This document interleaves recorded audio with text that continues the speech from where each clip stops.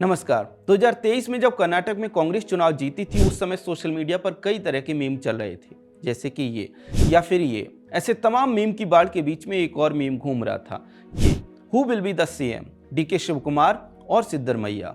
अब जबकि कर्नाटक में कांग्रेस को चुनाव जीते हुए 2.5 साल हो गए हैं, तब बाकी सभी मीम तो कावेरी में बह गए, लेकिन ये वाला मीम आज भी उतना ही प्रासंगिक है जितना कि चुनावी नतीजों वाले दिन था।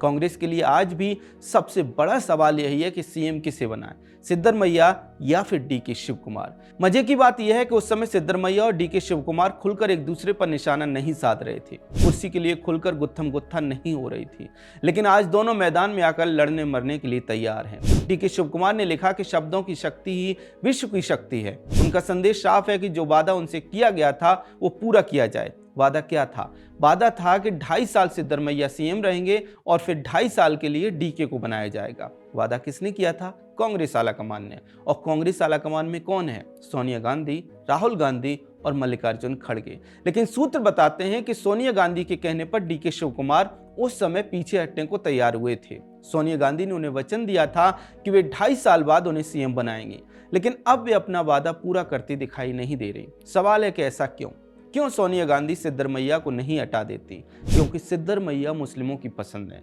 उन्हें हटाया तो मुस्लिमों के नाराज होने का डर है। दूसरी बात, सिद्धरमैया खुद सत्ता छोड़ना नहीं चाहते। डीके की पोस्ट का कुटिल भाषा में जवाब देकर उन्होंने ये साफ कर दिया। उन्होंने लिखा कि हमारा वचन कर्नाटक की जनता से और ये कोई स्लोगन नहीं है। ऐसे में अगर उन्हें जबरदस्ती हटाया गया तो विद्रोह की स्थिति पनप सकती है। मुस्लिम वोट बैंक, सिद्धरमैया के नाराज होने का डर और अहिंदा वोट के नाराज होने का डर कुछ ऐसे फैक्टर हैं जिसके कारण अब सोनिया गांधी अपने वादे को पूरा करने में डर रही हैं। दूसरी तरफ डीके के समर्थन में वोकालिगा समुदाय उतर आया है। वोकालिगा समुदाय ने डीके को सीएम बनाने की बात कही है। डीके खुद भी अपने लिए फील्डिंग सजा रहे हैं। अब सवाल उठता है कि कांग्रेस की इस इंटरनल फाइट के लिए जिम्मेदार कौन है?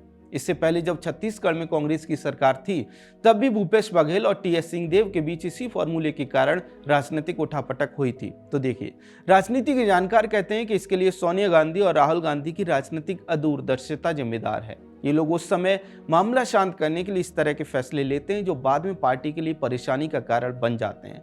अब देखना यह होगा कि सोनिया गांधी अपनी इस बड़ी भूल को कैसे सुधारती हैं।